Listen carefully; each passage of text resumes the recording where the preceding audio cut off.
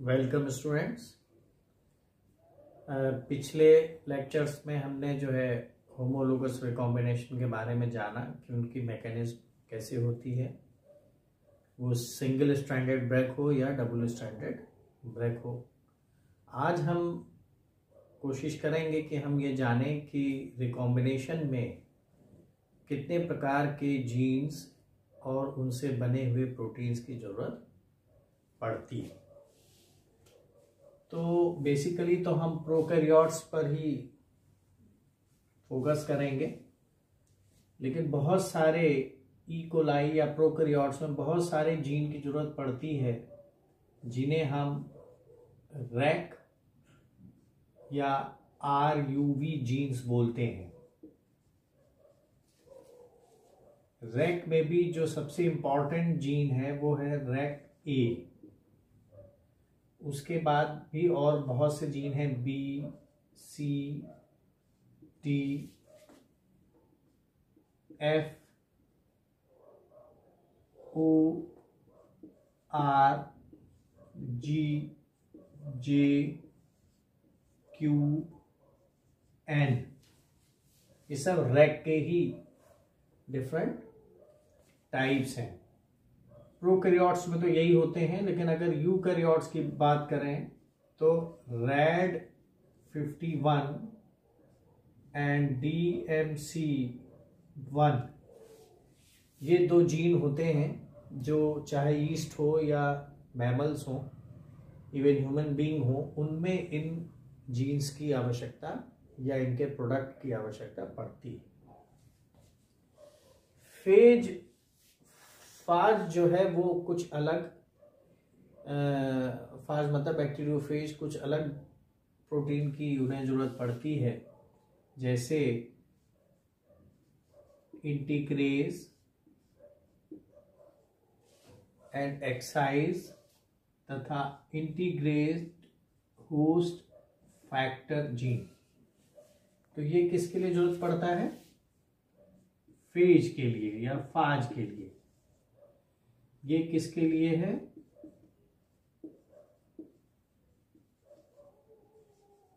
Eukaryotes के लिए, और ये प्रोकैरियोट्स के लिए है ही। RUV जीन्स जो है वो RUV A, B, C, G और रस A, ये कुछ और जीन है जो रिकॉम्बिनेशन के प्रोसेस में हेल्प करते हैं। तो ये इतने सारे जीन हैं जिसे हम अभी आने वाले समय में पढ़ेंगे। तो हम यहाँ अभी देखते हैं कि रिकॉम्बिनेशन का पहले हम रिकॉम्बिनेशन को फिर से थोड़ा सा समझ लें कि रिकॉम्बिनेशन 3 फेज में होता है। एक होता है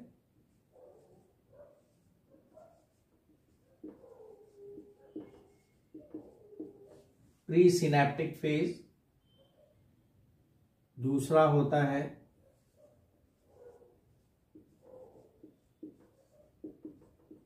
synaptic phase and third one is post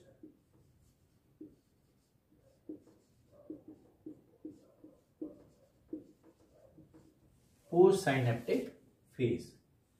तो ये इसलिए अभी आपने देखा होगा, पहले भी जब हमने आपको हॉलिडे मॉडल बताया था कि दो एक्सचेंज करने वाले स्ट्रैंड जो होमोलोगस होते हैं वो पास पास आते हैं। पास में आने से पहले यानी प्री सिनेप्टिक, इसमें क्या होगा कि कोई भी रिकॉम्बिनेज जिसे हम रैक के नाम से जानते हैं, कोई भी रिकॉम्बिनेज किसी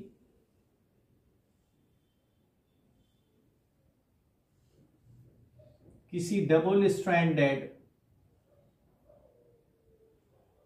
DNA को सिंगल स्ट्रैंड में कन्वर्ट करता है। तो जब सिंगल स्ट्रैंड DNA बन जाएगा, भी तो डबल स्ट्रैंडेड DNA है,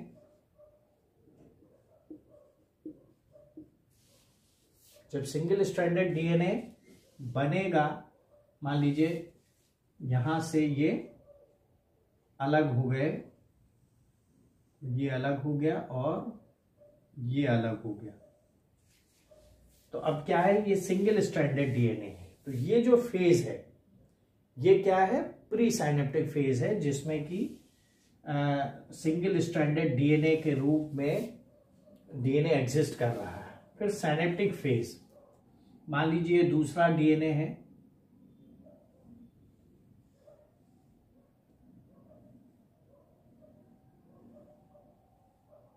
और ये भी अब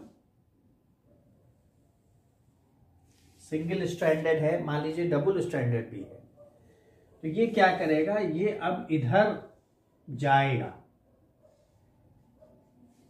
इसकी तरफ, और जब इसकी तरफ जाएगा तो मल्टीपल कांटेक्ट पॉइंट से इससे अटैच हो जाएगा। मान लीजिए ये गया और इससे अटैच हो गया, तो क्या होगा सिनेप्टिक फेज में, देखिए यहां तो क्या हुआ, न्यूक्लिएशन यानी सिंगल स्ट्रैंडेड डीएनए बना, जिसमें कि बहुत सारे पॉइंट्स हैं अटैचमेंट के, इनकमिंग वाले दूसरे वाले होमोलोगस डीएनए को लाने के लिए। सिनेप्टिक फेज में क्या है कि देयर इज ए इनकॉर्पोरेशन,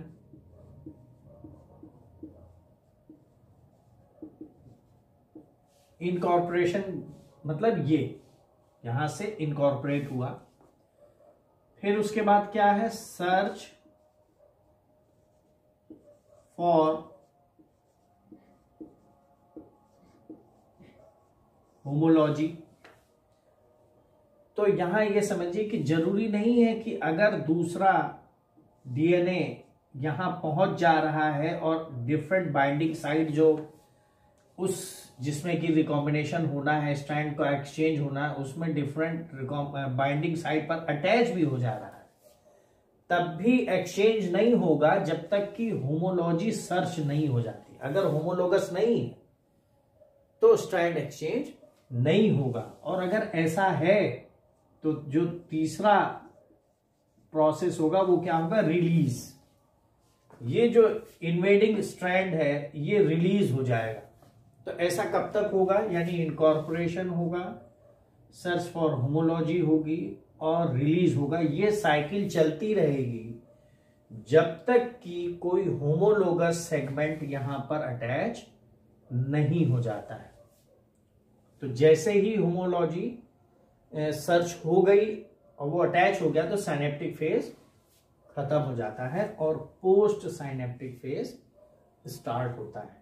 इसमें जब होमोलॉजी सर्च हो जाती है तो इसमें क्या होता है कि इसमें अटैचमेंट हो जाएगा। अटैचमेंट हो जाने के बाद स्ट्रैंड आपस में स्ट्रक्चर बना लेंगे जिसे हम हॉलीडे जंक्शन वगैरह बोलते हैं, और ब्रांच माइग्रेशन वगैरह का काम इसमें होगा। ये सब पहले आप पढ़ चुके हैं। तो इसमें क्या होगा,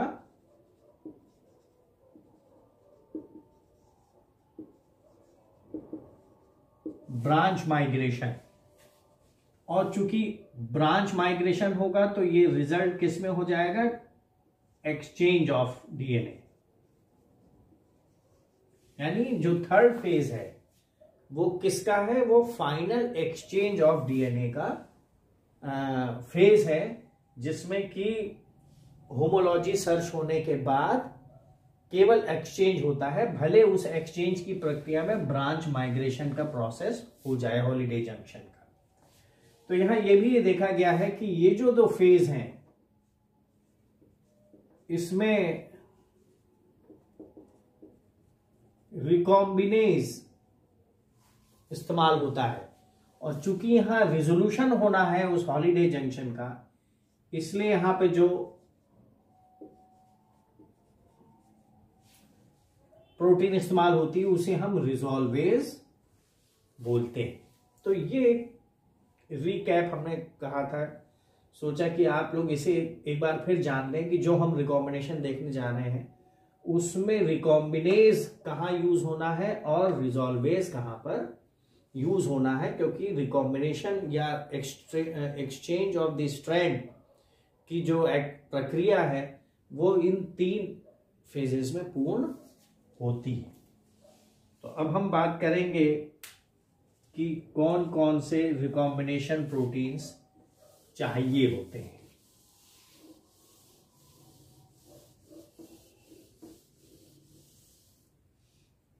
तो अब हम बात करेंगे कि प्रोकैरियोट्स में कौन कौन से रिकॉम्बिनेशन या कौन कौन से प्रोटीन इस्तेमाल होते हैं रिकॉम्बिनेशन के दौरान।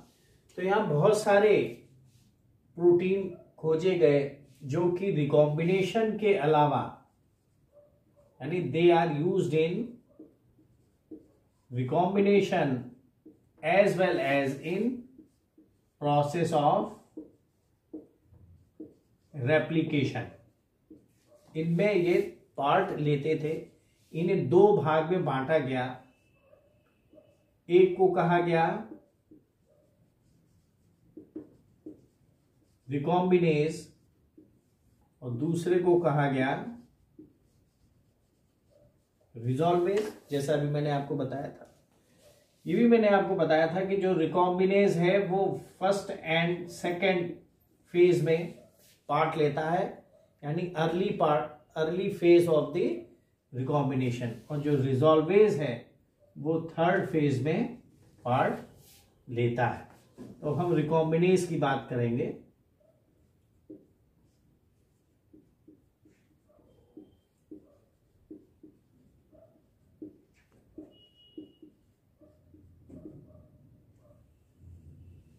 तो रिकॉम्बिनेज जो बहुत सारे एंजाइम जो डिस्कवर हुए या जीन डिस्कवर हुई, उसमें रिकॉम्बिनेज पहला था, और ये 1960s के मिड में ही जो खोजा गया सबसे पहला वो था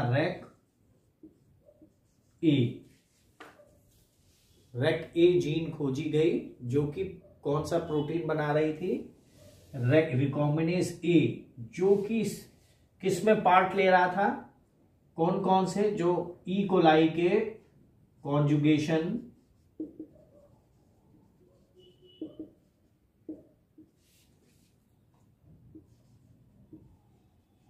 ट्रांसफॉर्मेशन और ट्रांसडक्शन।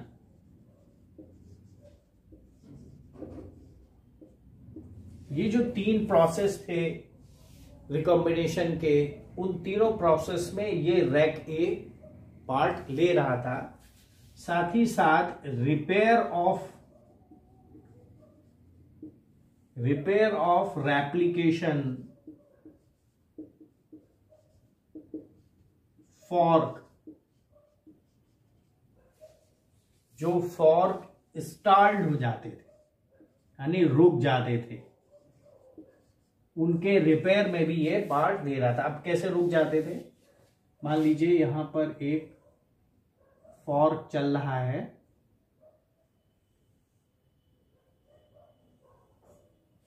और यहां पर एक प्रोटीन, एक थाइमीन का डाइमर बना है यूवी रेस से। तो क्या होगा कि ये जो रेप्लिकेशन का एंजाइम है, फॉर्क है, ये यहां पर रुक जाएगा। तो इस वाले डाइमर से बचाने के लिए भी रैक ए जीन का से जो रिकॉम्बिनेज प्रोटीन है उसका इस्तेमाल होता है। तो ये सारी चीजें पता चली। तो उसमें ये पता चला कि जो रिकॉम्बिनेज है ये 3 मुख्य काम करता है। पहला काम क्या करता है कि इसका जो पहला रोल है वो क्या है, डायरेक्ट रोल इन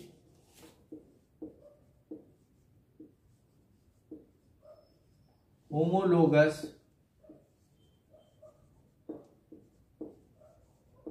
रिकॉम्बिनेशन में, directly involve in the homologous recombination. दूसरा क्या है कि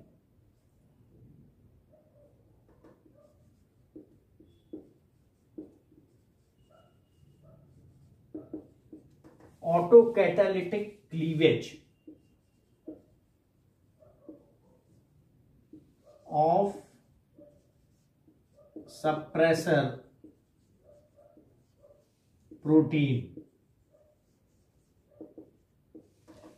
किसमें? जब ई कोलाई का डीएनए ज्यादा डैमेज हो जाता है तो उसका जो सप्रेसर प्रोटीन है उसको ये ऑटो कैटेलिटिक क्लीवेज में पार्ट मतलब बढ़ावा देता है। व्हेन देयर इज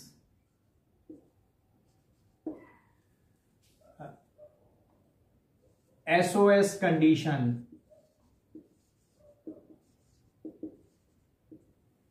जब एसओएस यानी एकदम से चाहिए होता है कि हाँ अब हमें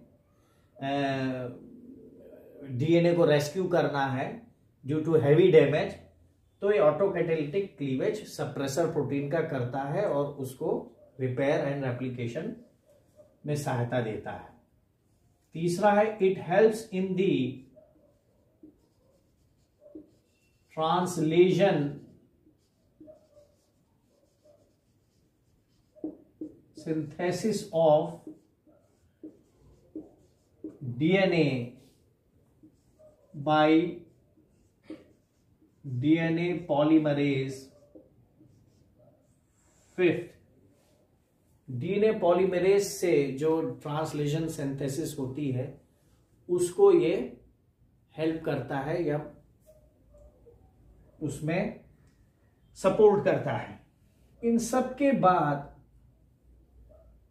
के बाद एक काम और भी है, क्योंकि यहां ये क्या कर रहा है, इन सारे में क्या कर रहा है कि डीएनए का एक्सचेंज हो रहा है, डीएनए सेगमेंट का एक्सचेंज हो रहा है। लेकिन कभी कभी ये डीएनए रिपेयर में एक जो प्रोसेस होता है जिसे हम बोलते हैं न्यूक्लियोटाइड एक्सीशन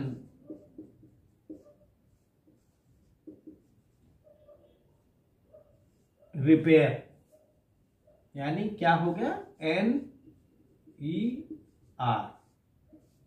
तो ये जो न्यूक्लियोटाइड एक्सीशन रिपेयर है जिसमें कोई स्ट्रैंड का एक्सचेंज नहीं है, इन सब में डीएनए का स्ट्रैंड का एक्सचेंज है लेकिन इसमें कोई एक्सचेंज नहीं है, वहां भी ये जो रैक रिकॉम्बिनेज ए है ये इसका एक्टिव पार्ट मतलब एक्टिव पार्टिसिपेशन होता है। अब ये कैसे करता है, यानी रिकॉम्बिनेशन के प्रोसेस को जो रैक ए लीड करता है उससे भी हम दो पाथवे में बांट सकते हैं।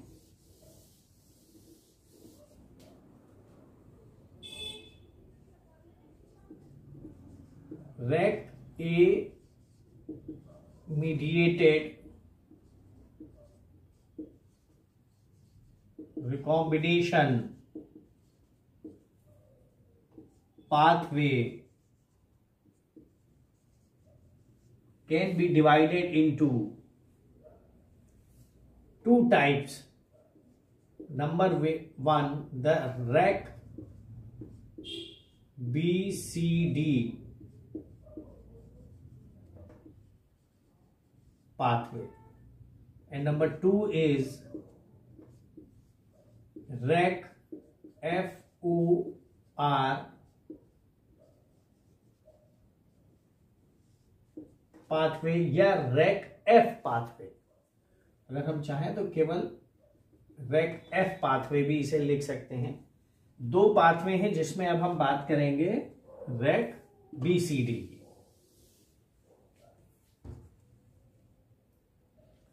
रैक बीसीडी पाथवे जो है ये 99% cellular recombination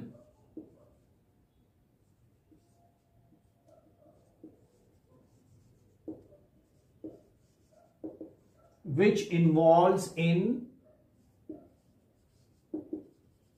conjugation, transformation and transduction, यानी जो मेजर रिकॉम्बिनेशन प्रोसेस है इन तीनों प्रोसेस में वो थ्रू रेक बीसीडी पाथवे ही होता है। कितना है? 99%। बाकी जो 1% है या 1% से भी कम है वो रेक एफ पाथवे से होता है। लेकिन यहां किससे संबंधित है? ये डबल स्ट्रैंडेड ब्रेक से। This type of recombination involves double stranded break, जिसे हम DSB जानते हैं। तो डबल स्ट्रैंडेड ब्रेक जिसमें इन्वॉल्व हो रहा है और जो रिकॉम्बिनेशन, कॉन्जुगेशन, ट्रांसफॉर्मेशन और ट्रांसडक्शन पाथवे के थ्रू रिकॉम्बिनेशन हो रहा है, उन सब में रेक बीसीडी इस्तेमाल होती है। और बीसीडी इसलिए इंपॉर्टेंट है, क्यों इंपॉर्टेंट है? इसलिए कि अगर रेक बीसीडी म्यूटेंट हो जाए तो सीवियरली रिकॉम्बिनेशन अफेक्टेड हो जाता है, रिकॉम्बिनेशन एंड रेप्लिकेशन ऑल्सो। क्यों? क्योंकि अगर रेक बीसीडी का म्यूटेंट है तो ये किसमें डेफिशिएंट हो जाएगा? एक तो रिकॉम्बिनेशन में हो जाएगा, दूसरा अल्ट्रा वायलेट रेस के प्रति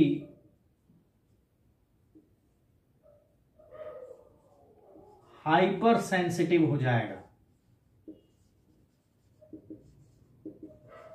हाइपर सेंसिटिव का क्या मतलब हुआ कि यूवी रेस से जो डैमेज हो रहा है वो रिकवर नहीं कर रहा है, क्योंकि रेक बीसीडी म्यूटेंट है, यानी यहां पर रेक बीसीडी पाथवे नहीं। तो दिस शोज कि रिकॉम्बिनेशन और रेप्लिकेशन दोनों एक सिमिलर प्रोसेस है, जिसमें कि ये रिकॉम्बिनेज एंजाइम पार्ट ले रहे हैं। रिकॉम्बिनेशन रेक बीसीडी है, वो क्या काम करेगा? इट फंक्शंस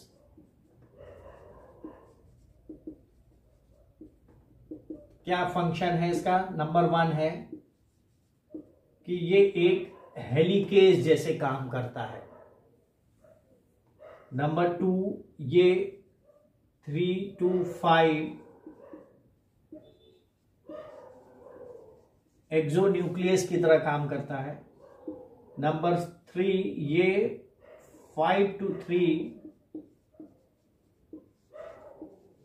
एक्सोन्यूक्लियस की तरह काम करता है। और जो चौथा काम है, it helps rec A to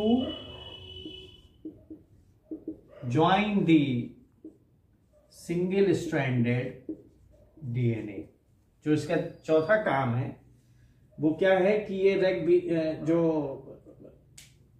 rake A protein है उसको ये सिंगल स्ट्रैंडेड डीएनए जो हमारा पहले बना हुआ था उस पर ऐड करेगा या उस पर लोड करेगा, जिससे कि अब रेक ए जो है अपना फर्दर रिकॉम्बिनेशन का रोल निभा सके। तो रेक बीसीडी अब क्या करेंगे? रेक बीसीडी एंजाइम देखिए, जैसे ये एक डीएनए है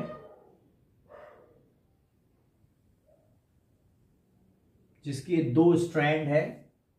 अच्छा, एक चीज और है कि रेक चाहे हेलिकेज एक्टिविटी हो उसकी, चाहे एक्सोन्यूक्लियस एक्टिविटी हो, चाहे ये रेक ए को सिंगल स्ट्रैंड डीएनए पर लोड करता हो या ज्वाइन कराता हो, एक साइट और होती है जिसे बोलते हैं चाई साइट।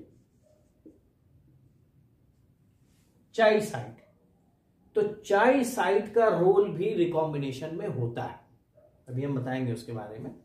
तो चाइल्ड साइट के बारे में भी आपको ध्यान रखना है कि चाइल्ड साइट का रोल होता है। तो यहां अब चाइल्ड साइट है। अब आप देखिए कि मान लीजिए ये एक डबल स्ट्रैंडेड डीएनए है जिसमें कि डबल स्ट्रैंड ब्रेक है, यानी यहां भी ब्रेक है और यहां भी ब्रेक है, इससे पहले और होगा डीएनए। तो क्या होगा कि मान लीजिए यहां पर एक चाइल्ड साइट है, चाइल्ड साइट है और ये 5 एंड है और ये 3 एंड है, 3 एंड है और ये 5 एंड है। तो रेक बीसीडी क्या करेगा, 3:5 एक्सोन्यूक्लियस एक्टिविटी वो स्टार्ट करता है, यानी यहां से वो डीएनए को डिग्रेड करना शुरू करता है और डिग्रेड करते करते वो चाइल्ड साइट तक पहुंच जाता है। ये क्या है, रेक बीसीडी है, जो रेक बी और सी है जो कि यहां पर पहुंच गया है। ठीक है,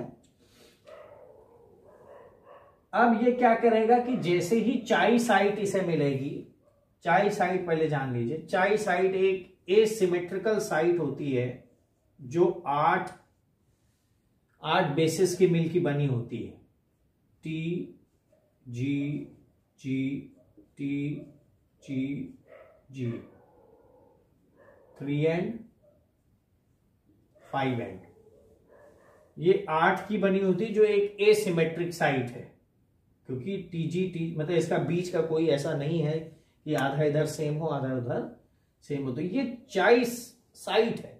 इसका क्या रोल है, इसका रोल रिकॉम्बिनेशन में ऐसा सच नहीं है कि हाँ चाइल्ड साइट होगी तभी रिकॉम्बिनेशन होगा, लेकिन अगर चाइल्ड साइट है तो अपने विसिनिटी में यानी अपने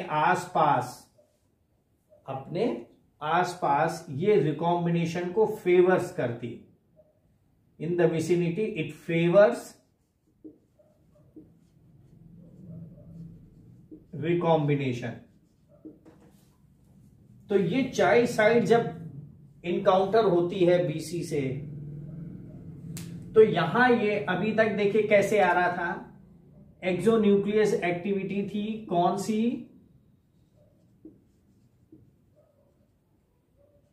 3 to 5 थी। अब यहां पर एक कम पावरफुल एक्टिविटी शुरू होती है जो 5 to 3 है।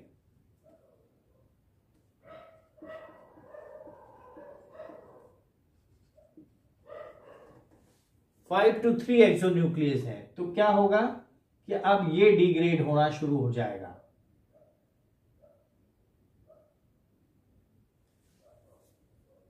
तो डिग्रेड होने से क्या हुआ कि अब यहां पर देखिए इस एंड पर कौन सा एंड है, 3 एंड ही तो है, इधर कौन सा एंड है, 3 एंड है। तो इससे क्या हुआ कि ये हट गया, ये भी हट गया, तो 3 एंड के टेल रह गए।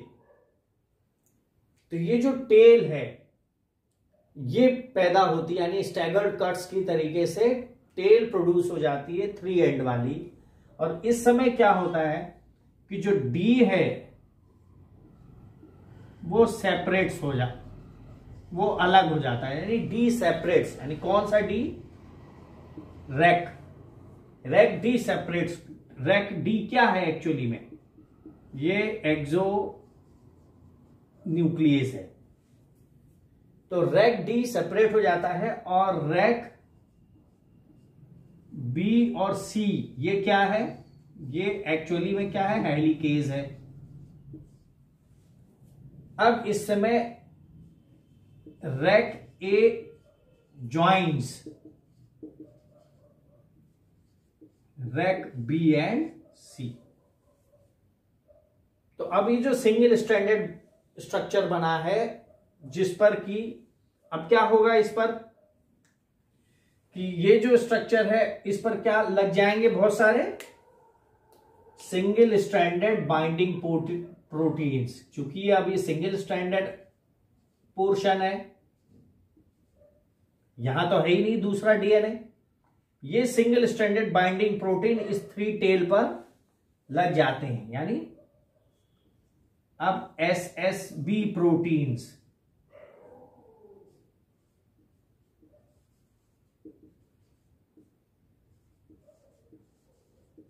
Added to single stranded DNA. इनका काम क्या है? इनका काम है कि सिंगल स्ट्रैंडेड डीएनए को डिग्रेडेशन से बचाना, क्योंकि वो कंप्लीमेंट्री पेयरिंग तो है नहीं, तो सिंगल स्ट्रैंडेड बाइंडिंग प्रोटीन्स उसको लग करके और बचा लेती है। फिर क्या होगा, यही जो सिंगल स्ट्रैंडेड बाइंडिंग वाला सिंगल स्ट्रैंडेड डीएनए है, ये इन्वेड करेगा अब किसी और में, यहां से ये इन्वेड कर रहा है अपने होमोलोगस, दूसरा जो होमोलोगस डीएनए है उसमें।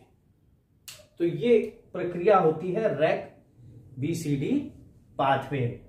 अब हम दूसरा पाथवे देखते हैं, क्योंकि ये देखिए रैक ए का काम क्या था, रैक BCD पाथवे में इस तरीके से न्यूक्लिएशन करा के, nucleation mean single stranded DNA का प्रोडक्शन करा करके, किसके द्वारा, रैक BCD के द्वारा, जिसमें 3 एंड टेल पैदा होती है और उस पर सिंगल स्ट्रैंडेड बाइंड हो जाता है, तब वो जाकर के दूसरे, अब चूंकि डबल स्ट्रैंड ब्रेक है तो आपने देखा होगा कि जब हमने सॉस्टॉक या और वीवर सॉस्टॉक का जो आपको मॉडल दिखाया था, उसमें डबल स्ट्रैंडेड ब्रेक जब होता है तो दोनों स्ट्रैंड दूसरे में इन्वेड करते हैं। तो अब क्या होगा, ये वाला इस तरीके से ये दूसरे वाले उसमें स्ट्रैंड में इन्वेड करेगा। तो अब देखिए क्या हो गया, कहां तक पहुंचे हम अभी हम पहले फेज में और दूसरे फेज में पहुंचे, यानी स्ट्रैंड होमोलॉजीज यहां पर सर्च होगी, इन्वेजन होगा। अभी कोई हॉलिडे जंक्शन नहीं बना है, ना कोई किसी डीएनए में सेकंड कट हुआ है। पहला कट तो एक्सोन्यूक्लियस ने बना दिया था यहां पर, लेकिन अभी कुछ नहीं हुआ है।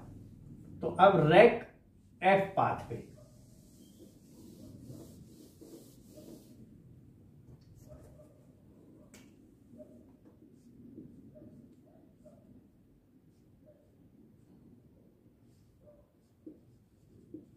रैक FORGJQN,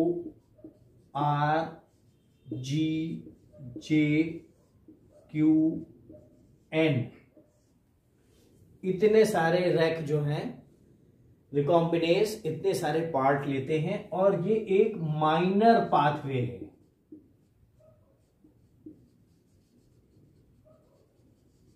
माइनर पाथवे है जिसमें 0.1 से लेके 1% तक ही सेलुलर रिकॉम्बिनेशन इस पाथवे के थ्रू होता है। वो भी तब होता है whenever there is a defect in rec BCD pathway. Pathway क्या हो जाए, जब डिफेक्टिव हो जाए, जब डिफेक्टिव हो जाएगा तो रैक F पाथवे काम करेगा। और रैक F पाथवे में एक और खास बात है कि rec F pathway single strand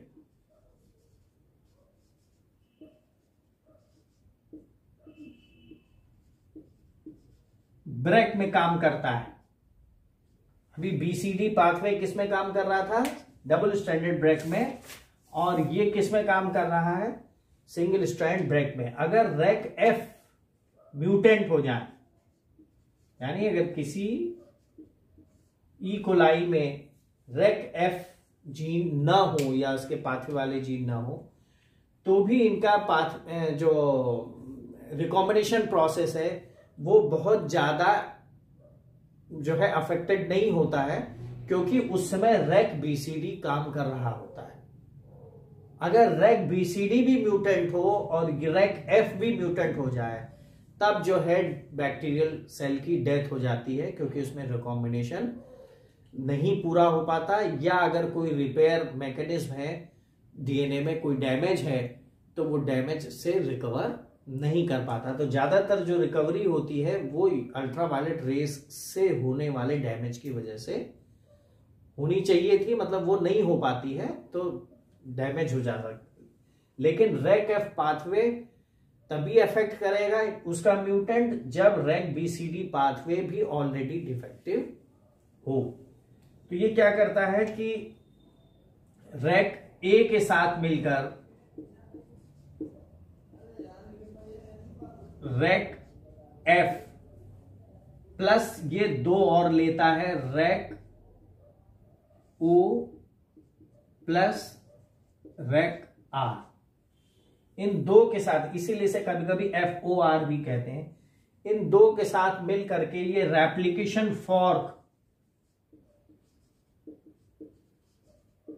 यहां देखिए अभी एक्सचेंज नहीं है, रिकॉम्बिनेशन में स्ट्रैंड एक्सचेंज नहीं हो रहा है। अब क्या है, किसको ये सपोर्ट कर रहे हैं, रेप्लिकेशन फॉर्क जो रुक गया due to the ultraviolet rays से, जो डीएनए में लेजन्स आया है उसकी वजह से जो रेप्लिकेशन फॉर्क रुक गया है उसको रैक ए एफ ओ और आर की सहायता से रिजॉल्व करता है।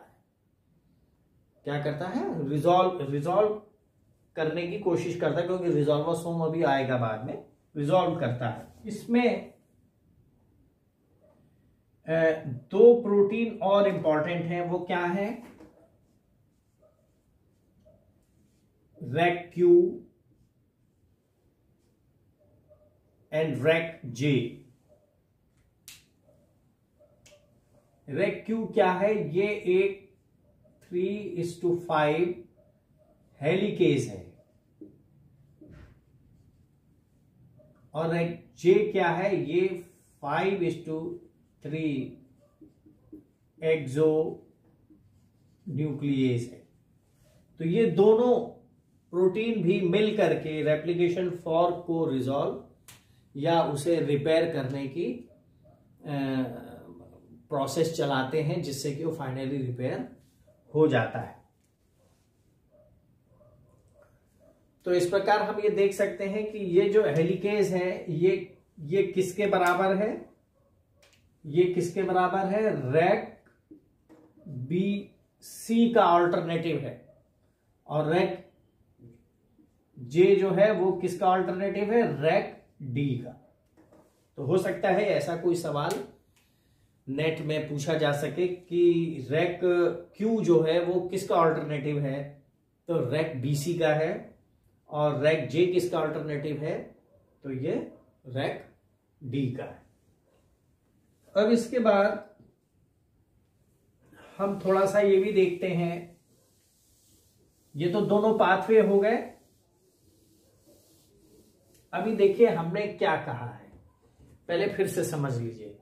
अभी हमने सिर्फ फर्स्ट और सेकंड फेज के बारे में बात करी। तो ये जितना भी पाथवे है ये सिर्फ सिंगल स्ट्रैंडेड बनाने और उसके स्ट्रैंड इन्वेजन करके दूसरे होमोलोगस स्ट्रैंड तक पहुंचने की ही बात है बस। इसमें रेप्लिकेशन फॉर्क में क्या होता है कि रेप्लिकेशन फॉर्क, अब आपको हम ऐसे बताएं कि जो रेप्लिकेशन होता है उसके भी दो प्रोसेस है। यानी वहां पर जो स्टॉल हो जाएगा, यानी अगर मान लीजिए रेप्लिकेशन जा रहा है फॉर्क, और यानी डीएनए पॉलीमरेज अगर जा रहा है और आगे कहीं डीएनए में कोई दिक्कत आ जाए, डीएनए में कोई लेजन आ जाए, तो वो वहां जाके रुक जाता है। अब उस रुके हुए डीएनए पॉलीमरेज को कैसे चलाएगा, उसके दो तरीके हैं। उसके एक तरीके हैं कि रेप्लिकेशन या तो फॉर्क वापस लौट जाए। अब हम उसे कैसे बताएं, हम उसे फिर दूसरे लेक्चर में बताएंगे, लेकिन आप वैसे समझ लीजिए कि मान लीजिए ये, और यहां पर एक लेजन है, तो निश्चित रूप से ये जो डीएनए पॉलीमरेज है अब आगे नहीं जाएगा, आगे नहीं जाएगा। तो इसके दो तरीके हैं, कैसे होगा। एक तो रैक एफ का तरीका है और एक है बी सी डी का तरीका। यहां पर क्या है कि जब रैक एफ होता है तो फॉर्क आगे ना जा करके आगे न जाकर के पीछे लौट जाता है, पीछे लौट जाता है। तो चूंकि लेजन इस वाले में है, इसमें तो है नहीं, तो वो पीछे लौट जाता है। और इस वाले में क्या होता है कि आगे का जो रेप्लिकेशन फॉर्क है वही खत्म हो जाता है, यानी अब यहां पर रेप्लिकेशन फॉर्क ही नहीं है।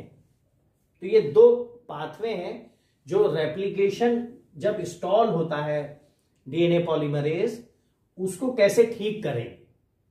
तो ये हम किसी और लेक्चर में आपको बताएंगे कि वो कैसे ठीक होता है। तो यहां ये समझ लीजिए कि अभी तक हमने सिर्फ क्या पढ़ा, हमने ये पढ़ा कि किस प्रकार सिंगल स्ट्रैंडेड डीएनए होंगे, उस सिंगल स्ट्रैंड डीएनए पर रैक ए कैसे लगेगा, या तो बीसीडी की सहायता से लगेगा या रैक एफओआर की सहायता से लगेगा या जेक्यू की सहायता से लगेगा। और रैक बीसीडी की सहायता से जब वो लग जाएगा तो single stranded DNA strand invasion करेगा। जब रैक एफ की सहायता से लगेगा तो वो स्ट्रैंड इन्वेजन वाला काम नहीं होता है, फिर वो रेप्लिकेशन वाला काम होता है। तो रेप्लिकेशन कैसे रुक जाता है उसकी बात यहां पर हो रही है, लेकिन अभी भी कोई स्ट्रैंड एक्सचेंज नहीं हुआ है, क्योंकि अभी दो स्ट्रैंड एक्सचेंज होकर के आपस में उनकी जगह नहीं बदली है। यहां मैं आपको थोड़ा सा और बता दूं कि जब ये वापस लौटता है तो ये देखिए, ये डिसकंटिन्यूअस स्ट्रैंड है। जब ये वापस लौटेगा तो क्या होगा, ये स्ट्रैंड इस तरीके से वापस आ जाएगा ऐसे। जो ये वाला स्ट्रैंड था ये वापस आ गया। अब इसकी कॉपी होगी, क्योंकि ये तो आगे बन ही नहीं रहा भाई, यहां भी तो बन रहा था। यो मान के चलिए कि कॉपी वाला स्ट्रैंड है तो रेप्लिकेशन यहां भी तो हो रहा था, जो अब रुक गया है। क्योंकि सॉरी, यहां ये मान के चलिए कि ये यहां हो रहा था, जो इसके आगे ना बढ़ने की वजह से रुक गया। ये यहां तक हो रहा था क्योंकि इसमें कोई डिफेक्ट नहीं था। तो इतने पोर्शन में ये बन चुका है। वो डायग्राम वैसा नहीं बना है, लेकिन इतने पोर्शन में ये बन चुका है, ये नहीं बन पाया। तो उतने पोर्शन का जो ये बना है वो ये वाला, ये चीज है जो कि डिफेक्टिव थी यहां। तो उस डिफेक्टिव पीस का यहां पर इस तरीके से कॉपी हो जाती है, और वो कॉपी हो करके फिर इससे जुड़ जाती है। तो ये है रैक एफ मोड, जिसकी अभी हमने बात करी थी। और यहां तो रेप्लिकेशन फॉर की मतलब डीएनए पॉलीमरेज ही अलग हो जाता है। फिर दूसरा वो सारे रैक ए और बी सी डी आकर के फिर से वो बनाते हैं, और यहां पर हॉलीडे जंक्शन भी बनता है। वो थोड़ा दूसरा प्रोसेस है, उसको हम यहां नहीं ले रहे हैं। तो हॉलीडे जंक्शन भी यहां बनता है, जो बाद में स्ट्रैंड सेपरेट होकर के इसकी कॉपी बन के और फिर ऊपर लग जाता है, और फिर से जब ये क्रॉस हो जाता है तो फिर से डीएनए पॉलीमरेज बनता है और रेप्लिकेशन होने लगता है। तो वो दूसरी बात थी। अब हम यहां देख रहे हैं, ये हमने बीच में थोड़ा सा बता दिया, पता नहीं आप लोगों को समझ में आएगा कि नहीं, लेकिन फिर भी थोड़ा सा ध्यान दीजिएगा। तो ऐसी कोई मतलब ये इसमें इंक्लूड नहीं है इस वाले डिस्क्रिप्शन। अब हम क्या बात करते हैं कि न्यूक्लियोटाइड एक्सीशन रिपेयर में भी रैक ए पार्ट लेता है, जो 2 UVR A plus UVR C की सहायता से, जहां पर डाइमर बने हुए हैं थाइमीन के, उनमें न्यूक्लियोटाइड एक्सीशन यानी न्यूक्लियोटाइड एक्सीशन के द्वारा रिपेयर करता है। तो यहां पर कोई एक्सचेंज नहीं होता, नो एक्सचेंज ऑफ सेगमेंट। ये भी एक तरीके से क्या है, एक रिपेयर मैकेनिज्म है। जिसमें कौन पार्ट ले रहा है? Recombinase protein. तो वो रिकॉम्बिनेज प्रोटीन कभी कभी इस तरीके से भी पार्ट लेता है कि किसी भी सेगमेंट का एक्सचेंज ना हो और रेप्लिकेशन फॉर्क जो बना हुआ है वो सीधे न्यूक्लियोटाइड एक्सीशन के द्वारा रिपेयर हो जाए। यानी वहां से एक न्यूक्लियोटाइड, ये डाइमर टूट जाएगा और न्यूक्लियोटाइड यहां से बदल जाएगी। तो ये एक अलग से रिकॉम्बिनेज प्रोटीन का एक अलग, मतलब एक एक्स्ट्रा फंक्शन है कि वो न्यूक्लियोटाइड एक्सीशन रिपेयर की मैकेनिज्म से रेप्लिकेशन फॉर्क को रिपेयर करता है। और यहां पर जो रेक क्यू है प्लस रेक जे है। क्यू क्या है? एक हेलिकेज है। जे क्या है? एक एक्सोन्यूक्लियस है। ये भी इस प्रकार से एक्सोन्यूक्लियस और हेलिकेज है। भाई हेलिकेज का क्या काम है? हेलिकेज का काम है कि ये अगर डबल स्ट्रैंड है तो इसे सिंगल स्ट्रैंड यानी मतलब घुमा करके उसमें नेगेटिव सुपर कॉइल को प्रोड्यूस, मतलब सुपर कॉइल क्या कहिए, वो तो टोपो आइसोमरेज का काम होता है। तो वो हेलिकेज जो है इसे अनवाइंड करता है। तो हेलिकेज और जे क्यू है वो जब भी यहां पे मुड़ा रहेगा तो इसे सिंगल स्ट्रैंड की तरह बनाएगा, फिर उसे एक्सोन्यूक्लियस, वहां से न्यूक्लियस जो बेस है उसे हटाएगा न्यूक्लियोटाइड बेस को, और फिर दूसरा लग जाएगा। वो सिंपल प्रोसेस है।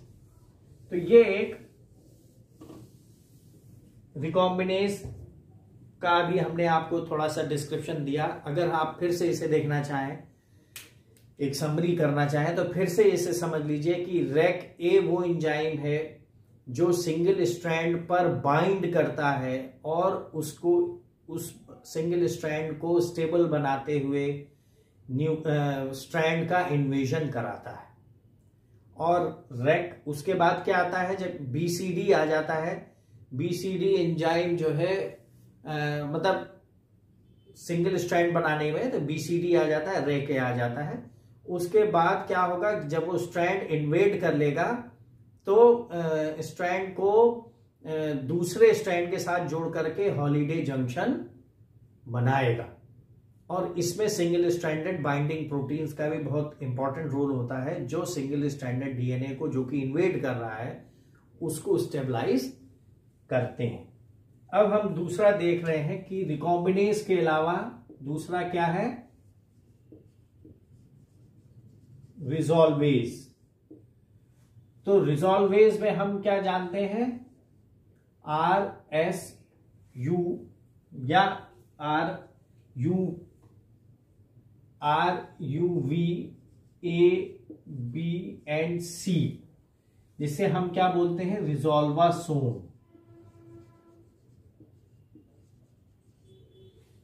रिजॉल्वासोम, इसमें RUV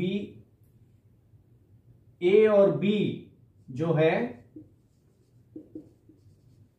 हेलिकेज का काम करते हैं। कौन से? RUV A and B। A and B helicase का काम करता है। और RUVC जो है रिजॉल्व करता है। रिजॉल्व मतलब कट कर देता है। तो ये क्या है? हेलिकेज है और ये रिजॉल्वेज है, जिसे हम रिजॉल्वेज भी लिख सकते हैं। रिजॉल्वेज जो रिजॉल्व करता हो। अगर इस पे हम डिटेल देखना चाहें तो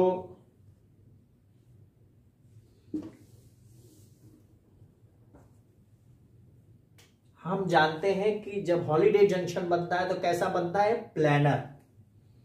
यानी एक डीएनए ये है,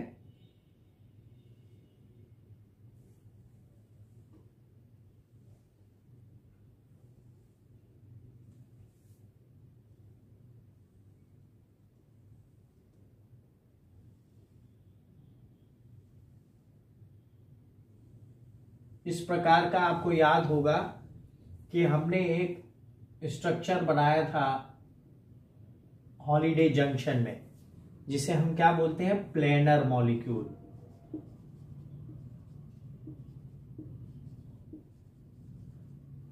इस प्लैनर मॉलिक्यूल को स्टेबलाइज करने के लिए RuVa, जो RuVa है वो एक टेट्रामर के रूप में, एक टेट्रामर के रूप में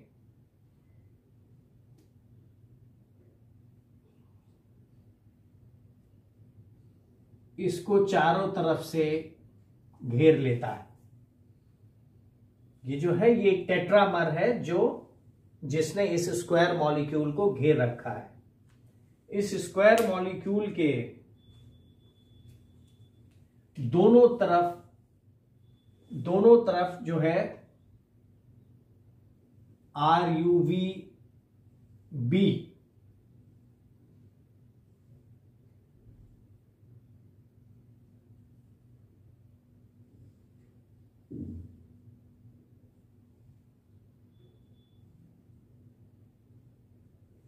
एक हेक्सामेरिक यूनिट बनाती है। ये क्या है? RuVb, ये क्या है? RuVa, और ये क्या है? DNA, और ये पूरा स्ट्रक्चर क्या है? एक प्लैनर मॉलिक्यूल है। तो इस प्रकार से ये हेलिकेज, चूंकि हेलिकेज है तो ये क्या करते हैं, इस मतलब इनका काम क्या है कि DNA को इस कॉम्प्लेक्स के थ्रू पंप करना। समझ रहे हैं? हेलिकेज क्या है? वो उसे पंप करता है इस साइड में। पंप करने के बाद जब ये कॉम्प्लेक्स RuAb कॉम्प्लेक्स बन जाता है तो C आकर के इसमें कहीं ना कहीं से निक पैदा करके इसे रिजॉल्व कर देता है। तो इसीलिए उसका नाम क्या बना? RuV, रिजॉल्वासोन ABC complex. तो अभी हमने इससे पहले क्या पढ़ा? इससे पहले ये पढ़ा कि DNA becomes single stranded, then it invades and complementary paired with the homologous DNA, और जब पेयरिंग हो जाती है, होमोलॉजी सर्च हो जाती है, तो एक स्ट्रक्चर स्टेबलाइज बनता है जिसे हम बोलते हैं हॉलिडे जंक्शन। उस हॉलिडे जंक्शन का ब्रांच माइग्रेशन होगा, और ब्रांच माइग्रेशन के बाद RuVabC कॉम्प्लेक्स जो है उस प्लैनर मॉलिक्यूल को कट करके, चाहे वो सेम DNA स्ट्रैंड को कट करे जिसमें हुआ था, चाहे वो दूसरे DNA स्ट्रैंड को कट करे, कोई भी तरीके से रिजॉल्व करने का मतलब है उसे कट करके दो मॉलिक्यूल जो आपस में जुड़े हैं उन्हें अलग कर देना। तो ये काम जो है RuVabC कॉम्प्लेक्स करता है। ऐसा करने में इसे अब हम क्या बोलते हैं? बोल सकते हैं रिजॉल्वासोम। लेकिन जो RecC है ये ऐसा, यानी रिजॉल्व करने में किसकी लेता है? ATP की एनर्जी लेता है।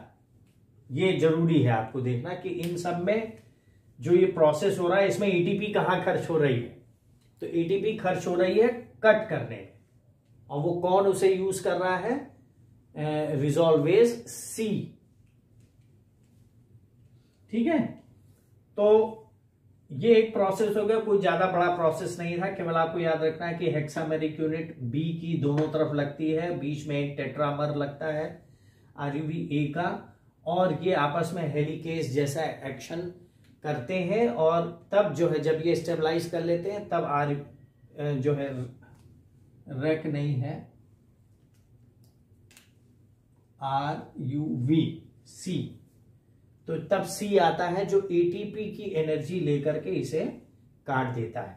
अब कभी कभी हो सकता है कि ABC ना हो, अगर नहीं है तब उस स्थिति में रस A आता है। यानी अगर RuVabC डिफेक्टिव है या वो नहीं है तब रस A आएगा जो इस तरीके से रिजॉल्व करेगा। तो हमने ये देखा कि जो रिकॉम्बिनेशन है प्रोसेस है, जो होमोलोगस रिकॉम्बिनेशन का प्रोसेस है, उसमें जो है कौन कौन से जीन या प्रोटीन पार्ट लेते हैं, जिसमें कि जो मेजॉरिटी है, जो मेजर रोल है, बल्कि मेजॉरिटी मत कहिए, जो मेजर रोल है वो रैक ए का है, जिसके की समकक्ष यूकैरियोट्स में रैड 51 प्रोटीन होता है। तो रैक ए है जो रिकॉम्बिनेशन में मेन पार्ट अदा करता है, और रैक ए दो तरीके से अदा करता है, एक रैक बीसीडी पाथवे द्वारा और रैक एफ पाथवे द्वारा। इसी के साथ रैक ए जो है वो एक्सीशन यानी बगैर डीएनए एक्सचेंज के सेगमेंट के भी वो रेप्लिकेशन फॉर को ठीक कर सकता है। मतलब हमें यहां समझना है कि रिकॉम्बिनेशन के साथ साथ रेप्लिकेशन में भी ये पार्ट ले रहे हैं। मैंने आपको पहले उसमें बताया था कि हम ये समझते रहे कि रिकॉम्बिनेशन केवल डिवीजन के वक्त होता है, कि जब पेयरिंग होगी और क्रॉसिंग ओवर होगी तभी रिकॉम्बिनेशन के में काम आने वाले प्रोटीन्स होंगे या रिकॉम्बिनेशन का प्रोसेस होगा।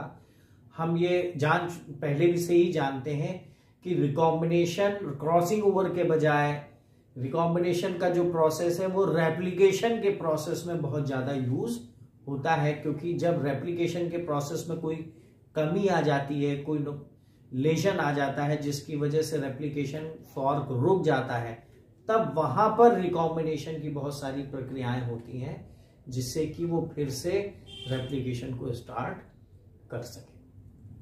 तो इसके बाद हम जो है साइट स्पेसिफिक रिकॉम्बिनेशन कैसे होता है उसको हम अगले लेक्चर में लेंगे।